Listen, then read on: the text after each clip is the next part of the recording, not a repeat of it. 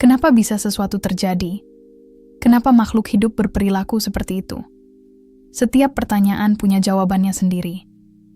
Dari hal kecil hingga yang besar, selalu ada alasan di baliknya. Kenapa bisa terjadi? Bagaimana cara hidup terbentuk? Dan apa maknanya bagi kita? Semua akan kita jelajahi bersama.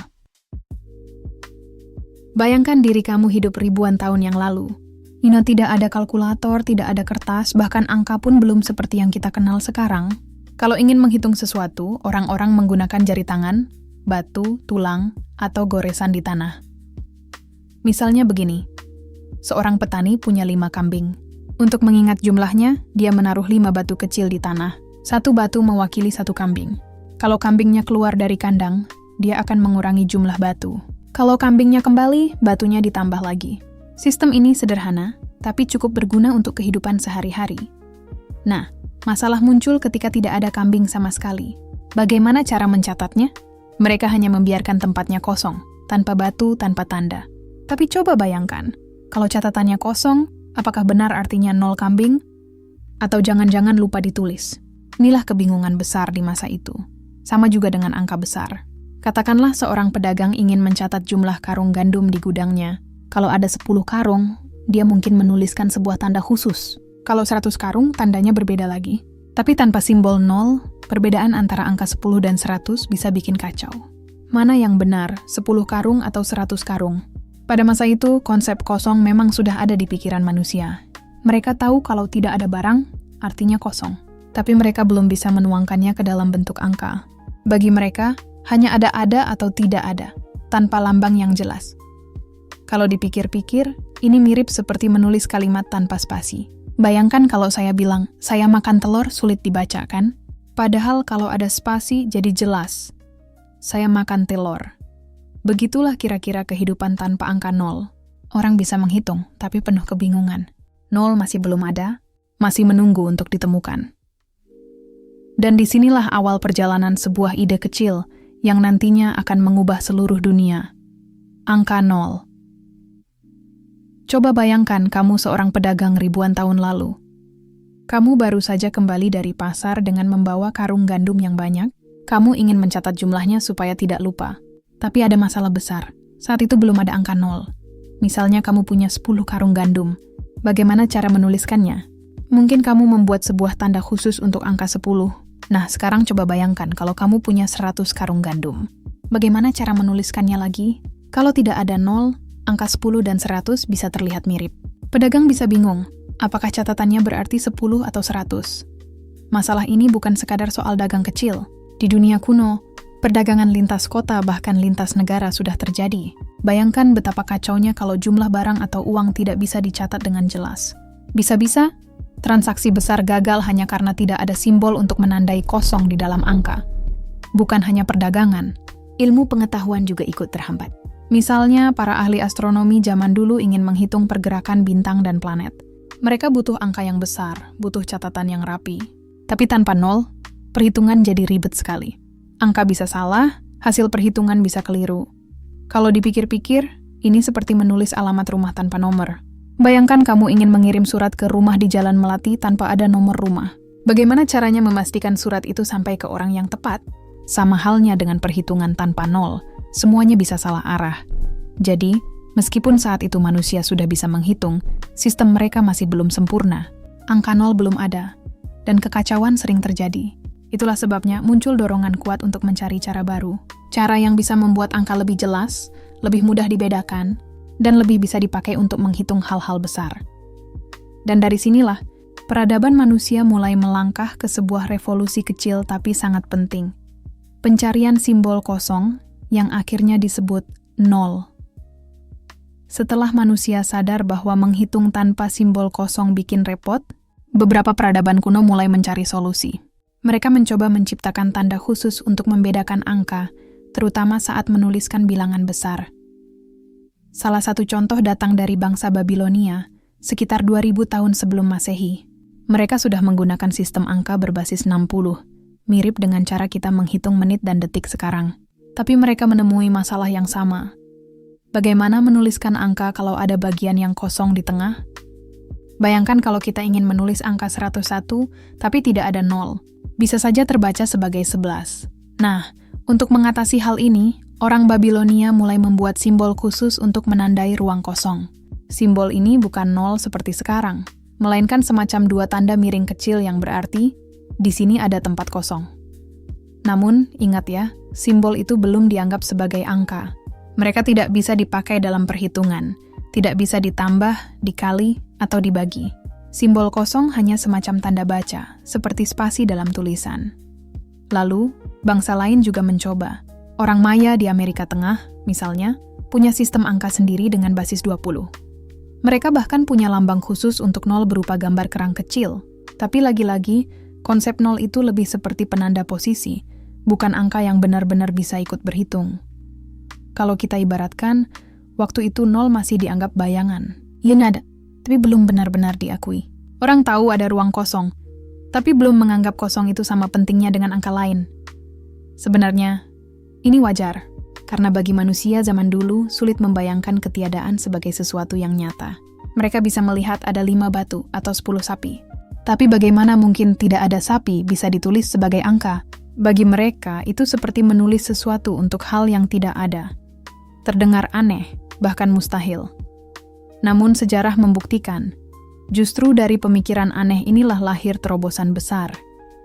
Simbol kosong, yang tadinya hanya dianggap tanda, perlahan-lahan akan berubah menjadi angka sesungguhnya. Dan momen besar itu akhirnya terjadi di sebuah tempat. India. Setelah berabad-abad manusia hanya memakai simbol kosong sebagai tanda, akhirnya ada satu peradaban yang berani melangkah lebih jauh, India. Di India, sekitar abad ke-5 Masehi, hidup seorang ahli matematika bernama Aryabhata. Ia memperkenalkan sistem angka yang lebih sederhana dan praktis. Tapi puncak perubahan besar datang dari tokoh lain, yaitu Brahmagupta, seorang matematikawan hebat yang hidup di abad ke-7. Brahmagupta punya ide yang sangat berani. Bagaimana kalau kosong bukan sekadar tanda tapi benar-benar dijadikan angka? Ia membuat simbol titik kecil untuk mewakili kosong. Seiring waktu, simbol itu berkembang menjadi bulatan yang kita kenal sekarang sebagai angka 0. Tapi yang lebih penting, Brahmagupta memberi aturan berhitung dengan 0. Ia menulis bahwa, jika kita menambahkan 0 ke sebuah angka, hasilnya tetap sama. Contoh, 5 plus 5 jika sebuah angka dikalikan dengan 0, hasilnya 0. Contoh, 700, aturan ini terdengar sederhana bagi kita sekarang. Tapi bayangkan, di masa itu belum ada seorang pun yang memikirkannya. Brahmagupta bukan hanya menciptakan simbol, tapi juga memberi jiwa pada 0, membuatnya hidup dalam dunia perhitungan. Inilah momen revolusi. Kosong tidak lagi dianggap sekadar ketiadaan, tapi sebuah angka yang sah berdiri sejajar dengan angka lain. 0 resmi lahir sebagai anggota keluarga bilangan. Kenapa ini begitu penting? Karena dengan 0, kita bisa menuliskan angka besar dengan lebih mudah. Angka 100.000 atau 10.000 bisa ditulis rapi hanya dengan menambahkan 0 di belakang angka 1. Tanpa 0, menulis angka besar akan memerlukan simbol-simbol rumit yang panjang dan membingungkan. Bisa dibilang, India adalah tempat kelahiran 0 yang sesungguhnya. Dari titik kecil di naskah Brahmagupta, dunia matematika berubah selamanya. Dan perjalanan 0 tidak berhenti di India saja. Penemuan ini perlahan akan menyebar ke bangsa lain, dan akhirnya mengubah seluruh wajah peradaban manusia. Setelah Brahmagupta memperkenalkan 0 sebagai angka, dunia matematika berubah secara drastis. Untuk pertama kalinya, manusia bukan hanya menandai kosong, tapi benar-benar menghitung dengan kosong. Bayangkan, sebelum ada 0, menghitung itu ribet sekali. Angka-angka besar harus ditulis dengan simbol panjang, dan kalau ada posisi kosong di tengah, sering bikin bingung. Tapi dengan 0, segalanya jadi lebih sederhana. Brahmagupta menjelaskan aturan-aturan dasar 0. Misalnya 1 plus 0 asar 1. Kalau kamu menambahkan kosong pada sesuatu, hasilnya tetap sama, 5 keinginan 0. Kalau sesuatu dikalikan dengan kosong, hasilnya hilang, jadi kosong. Aturan sederhana ini sebenarnya adalah revolusi. 0 bukan sekadar diam di catatan angka, tapi ikut berperan aktif dalam operasi matematika. Coba bayangkan kehidupan sehari-hari pada zaman itu. Seorang pedagang bisa dengan mudah menghitung jumlah barangnya. Misalnya, kalau ia punya 100 koin emas, angka itu bisa ditulis jelas dengan 1 diikuti oleh 2 0. Tidak perlu simbol aneh-aneh atau tanda panjang yang membingungkan. para ilmuwan pun mulai merasakan manfaatnya. Ahli astronomi di India misalnya, menggunakan nol untuk menghitung posisi planet dan bulan. Nol memudahkan mereka menyusun tabel perhitungan yang jauh lebih akurat dibanding sebelumnya. Bahkan dalam kehidupan sederhana pun nol sangat berguna. Misalnya ketika kamu mencatat hasil panen, kalau ladang padi tahun ini tidak menghasilkan apa-apa, kamu bisa menuliskannya sebagai nol. Itu jauh lebih jelas daripada membiarkan catatan kosong, karena kosong bisa diartikan macam-macam. Apakah lupa dicatat atau memang tidak ada hasil? Nol membuat ketiadaan bisa dipahami dengan jelas. Ia memberi bahasa pada sesuatu yang tadinya sulit dijelaskan. Dengan adanya nol, manusia bisa berkata, hari ini aku mendapat 0 panen. Dan semua orang tahu artinya memang tidak ada hasil. Dan dari sinilah, perlahan-lahan, dunia mulai melihat potensi besar dari nol. Itu bukan hanya angka tambahan, tapi alat penting untuk menyederhanakan perhitungan, memperjelas catatan, dan membuka pintu menuju matematika yang lebih maju. Nol resmi menjadi pemain baru dalam dunia angka. Dan pemain baru ini ternyata akan membawa manusia ke level berikutnya. Setelah lahir di India, angka nol tidak berhenti di sana saja. Ia mulai melakukan perjalanan panjang, melewati jalur perdagangan, ilmu pengetahuan, hingga akhirnya sampai ke peradaban lain. Dan salah satu tempat penting dalam perjalanan nol adalah dunia Arab. Bayangkan suasana pada abad ke-8. Jalur perdagangan antara India, Timur Tengah, dan Asia begitu ramai. Para pedagang tidak hanya membawa rempah-rempah, kain, atau perhiasan. Mereka juga membawa ilmu pengetahuan. Dan di antara ilmu itu, terselip sebuah ide kecil yang sangat berharga. Angka nol. Orang-orang Arab sangat menghargai ilmu pengetahuan. Mereka mendirikan perpustakaan besar, pusat penelitian, dan menerjemahkan berbagai naskah dari Yunani, Persia, hingga India. Dari sinilah sistem angka India, termasuk nol, mulai dipelajari secara serius. Salah satu tokoh besar dalam penyebaran ini adalah Al-Khwarizmi, seorang ilmuwan Muslim yang hidup di abad ke-9. Ia menulis buku tentang sistem bilangan India, lengkap dengan penjelasan tentang cara berhitung menggunakan nol. Buku ini kemudian menjadi salah satu karya penting yang dikenang hingga sekarang. Dari nama Al-Khwarizmi, inilah muncul kata algoritma, yang sekarang kita gunakan dalam komputer, matematika, dan teknologi. Bisa dibilang, Al-Khwarizmi adalah jembatan yang membawa nol dari India menuju dunia Arab, lalu dari dunia Arab ke seluruh dunia. Nol mulai dipakai dalam perdagangan, astronomi, dan ilmu hitung sehari-hari. Pedagang merasa lebih mudah mencatat harga barang. Ilmuwan bisa membuat perhitungan langit yang lebih akurat. Nol perlahan menjadi bagian penting dari kehidupan. Namun perjalanan nol belum selesai. Dari dunia Arab, angka ini akan melintasi lautan lagi. Kali ini menuju Eropa, tempat yang awalnya justru menolak nol, tapi akhirnya tak bisa hidup tanpa angka itu. Nol sedang menyiapkan langkah besar berikutnya, mengubah wajah peradaban Barat. Setelah melewati India dan dunia Arab, angka nol akhirnya sampai ke Eropa. Tapi, ceritanya tidak semulus yang kita bayangkan. Di Eropa abad pertengahan, nol justru dianggap aneh, berbahaya, bahkan mencurigakan. Kenapa begitu? Pertama, masyarakat Eropa waktu itu sudah terbiasa dengan angka Romawi. Angka Romawi memang bisa dipakai untuk menghitung, tapi sangat merepotkan untuk angka besar. Bayangkan saja, menulis 1000 harus ditulis sebagai M, 500D, 100C, dan seterusnya. Membaca angka 1, 2, 3, 4 misalnya, harus ditulis MCCXCEV. Ribet sekali kan? Tapi walaupun ribet, orang Eropa sudah terbiasa. Ketika angka Arab, yang sebenarnya berasal dari India, masuk bersama nol, mereka menganggapnya asing.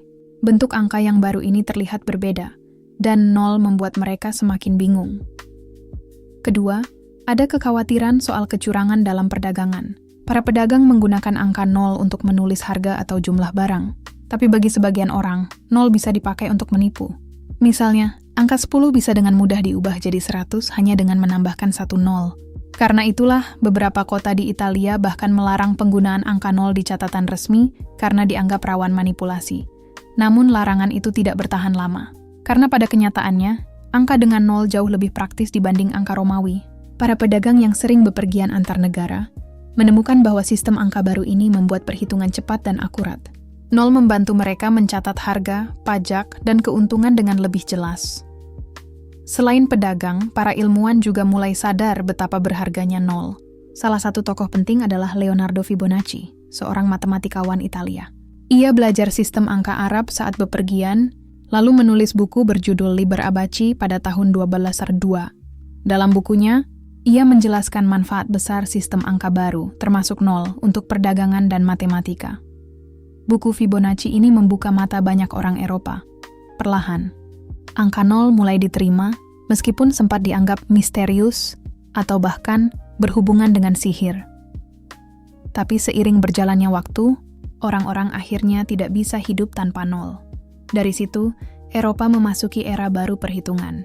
Dan dengan bantuan nol, revolusi ilmu pengetahuan di barat pun mulai tumbuh. Nol yang dulu ditolak, akhirnya menjadi senjata utama dalam perdagangan, sains, dan perkembangan peradaban Eropa. Bayangkan kita sedang berjalan mundur ke masa ratusan tahun lalu, ke sebuah tempat yang penuh dengan cahaya ilmu pengetahuan, kota Baghdad, di masa keemasan kekhalifahan Abbasiyah.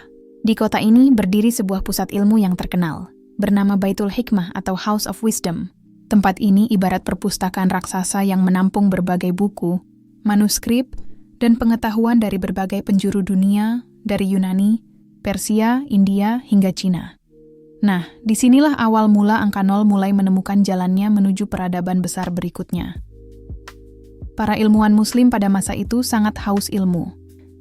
Mereka menerjemahkan ribuan buku dari bahasa lain ke dalam bahasa Arab. Salah satu warisan penting yang mereka temukan adalah sistem angka dari India, yang sudah mengenal konsep nol, tapi tidak berhenti sampai di situ. Mereka tidak hanya menerjemahkan, mereka mengembangkan dan menyempurnakan sistem angka itu, sehingga lebih mudah digunakan dalam perhitungan. Salah satu tokoh besar dalam kisah ini adalah Al-Khwarizmi. Ia adalah seorang matematikawan luar biasa dari Persia yang hidup pada abad ke-9. Dari namanya, kita bahkan mendapat kata algoritma yang masih dipakai sampai sekarang dalam dunia komputer. Dalam salah satu karyanya, Al-Khwarizmi menjelaskan bagaimana sistem angka India bekerja, termasuk peran angka nol sebagai tempat kosong untuk memisahkan nilai. Bayangkan kalau kamu menulis angka 115. Angka nol di tengah itu bukan sekadar hiasan. Tanpa nol, angka itu akan berubah jadi 15 saja. Nol membantu menjaga makna angka, memberi posisi, dan menjadikan perhitungan lebih akurat. Inilah yang dipahami oleh para ilmuwan Muslim, lalu mereka menyebarkan cara berpikir ini ke seluruh dunia Islam, dari Timur Tengah hingga Spanyol. Uniknya, pada masa itu masyarakat belum sepenuhnya percaya dengan nol. Ada orang-orang yang menganggapnya aneh. Bagaimana mungkin ketiadaan bisa ditulis sebagai angka? Tapi berkat usaha para ilmuwan Muslim yang terus menjelaskan kegunaannya dalam astronomi, perdagangan, dan perhitungan pajak, angka nol perlahan-lahan diterima. Dan inilah momen pentingnya. Dari dunia Islam inilah angka nol akhirnya melintasi benua, menyeberang ke Eropa, dan mengubah sejarah perhitungan manusia selamanya. Bayangkan kita berada di abad pertengahan, di sebuah benua yang masih diselimuti tradisi lama. Di Eropa pada masa itu, orang-orang masih menggunakan angka Romawi. Kamu tahu kan angka Romawi itu? IVXLC, dan seterusnya. Memang keren kalau ditulis di jam dinding atau di film-film sejarah, tapi coba bayangkan kalau harus menghitung besar-besaran dengan angka Romawi. Misalnya, coba tulis angka 98 dalam angka Romawi. Itu jadi MCMLXXP. Ribet banget kan? Apalagi kalau dipakai untuk hitungan dagang atau astronomi. Nah, disitulah masalahnya. Sistem angka Romawi tidak punya nol, dan juga sangat sulit untuk dipakai dalam perhitungan cepat. Sementara itu, di belahan dunia lain, para ilmuwan Muslim sudah terbiasa memakai angka-angka dari India yang lebih sederhana, 1, 2, 3, sampai 9 plus angka 0. Dari Baghdad, sistem ini menyebar ke Spanyol melalui kota-kota seperti Cordoba dan Toledo, yang saat itu jadi pusat ilmu pengetahuan di Eropa. Disinilah kita bertemu dengan tokoh penting bernama Leonardo dari Pisa, atau lebih dikenal sebagai Fibonacci. Ia adalah seorang matematikawan Italia yang pada abad ke-13 menulis buku terkenal berjudul Liber Abaci, buku perhitungan. Dalam bukunya, Fibonacci memperkenalkan sistem angka Hindu-Arab, termasuk angka 0, kepada orang-orang Eropa. Fibonacci menyadari sesuatu yang luar biasa. Dengan 0, perhitungan bisa jadi jauh lebih cepat dan mudah. Bayangkan para pedagang yang tadinya pusing menghitung pajak, bunga, atau keuntungan dagang dengan angka Romawi. Setelah mengenal sistem angka dengan 0, mereka bisa menghitung lebih cepat, lebih efisien, dan tentu saja lebih akurat. Tapi awalnya, angka 0 tidak langsung disambut hangat di Eropa. Banyak orang yang curiga dengan angka kosong ini. Bahkan ada yang menganggapnya berbahaya. Beberapa pihak berkuasa sempat melarang penggunaan nol dalam dokumen resmi karena takut dipakai untuk memalsukan angka. Misalnya, angka 10 bisa diubah jadi 100 hanya dengan menambahkan satu nol. Namun, seiring berjalannya waktu, manfaat angka nol terlalu besar untuk diabaikan. Para ilmuwan, astronom, dan pedagang mulai menggunakannya secara luas. Nol perlahan-lahan menaklukkan Eropa, menggantikan sistem angka Romawi, dan membuka jalan bagi perkembangan ilmu pengetahuan yang lebih maju. Bayangkan kalau nol tidak pernah sampai ke Eropa. Mungkin perkembangan matematika, fisika, bahkan teknologi modern akan terhambat ratusan tahun. Karena lewat nol lah, lahir sistem aljabar, kalkulus, hingga perhitungan mesin yang jadi dasar komputer sekarang. Sekarang mari kita melompat ke zaman kita sendiri. Dunia modern yang penuh dengan teknologi canggih. Komputer, smartphone, satelit, internet, hingga kecerdasan buatan. Pernahkah kamu berpikir, apa yang menjadi dasar dari semua ini? Ternyata, jawabannya adalah angka yang dulu dianggap aneh, bahkan menakutkan. Nol, bayangkan sebuah komputer. Semua perangkat digital yang kita pakai setiap hari bekerja dengan kode binary, yaitu hanya dua simbol, 0 dan 1. 0 di sini bukan sekadar angka kosong, tapi sebuah sinyal. Mati atau hidup, ada arus listrik atau tidak ada arus listrik. Dengan kombinasi 0 dan 1 inilah, komputer bisa melakukan miliaran perhitungan dalam sekejap, menampilkan gambar, menjalankan aplikasi, bahkan menghubungkan seluruh dunia melalui internet. Tanpa 0, sistem biner tidak akan pernah ada. Dan tanpa biner, kita tidak akan punya teknologi digital seperti sekarang. Jadi bisa dibilang, smartphone di tanganmu saat ini berdiri di atas bahu angka 0. Tapi bukan hanya komputer. 0 juga menjadi dasar dalam matematika tingkat tinggi. Dengan 0, kita bisa memahami konsep kalkulus, ilmu yang dipakai untuk menghitung perubahan. Dari kalkulus inilah lahir berbagai penemuan, mulai dari roket yang bisa keluar angkasa, teknologi GPS, sampai model prediksi cuaca yang kita pakai setiap hari. 0 juga memungkinkan manusia memahami alam semesta lebih dalam. Dalam fisika modern, 0 dipakai untuk menghitung ruang kosong, energi vakum, bahkan teori tentang asal-usul alam semesta. Bayangkan saja, konsep Big Bang, ledakan besar yang melahirkan jagat raya, tidak bisa dijelaskan tanpa memahami 0 sebagai titik awal. Lebih jauh lagi, 0 juga hadir dalam kehidupan sehari-hari. Saat kita menulis angka 10, 100, atau 1000, 0 memberi arti yang berbeda pada setiap angka. Dalam dunia ekonomi, 0 menentukan nilai uang dan harga. Tanpa 0, transaksi besar akan sangat membingungkan. Namun, yang paling menarik adalah makna filosofis dari 0. Ia bukan hanya angka, tapi juga simbol tentang ketiadaan dan awal mula. Dari kosong, lahirlah kemungkinan tak terbatas. Dari tidak ada, muncul perhitungan yang membuat kita bisa membangun gedung pencakar langit, menjelajah ruang angkasa, hingga menciptakan kecerdasan buatan. Jadi, kalau kita menutup perjalanan panjang angka 0, kita bisa melihatnya seperti sebuah kisah heroik. Dari awalnya dianggap aneh, lahir di India, menyeberang ke dunia Islam, lalu masuk ke Eropa, hingga akhirnya menjadi pondasi dunia modern. 0 bukan lagi sekadar kosong. Ia adalah kunci yang membuka gerbang peradaban manusia. Dan sekarang, setiap kali kamu melihat angka 0 di layar ponselmu, ingatlah, di balik satu lingkaran kecil itu, tersimpan sejarah panjang dan luar biasa yang telah mengubah wajah dunia.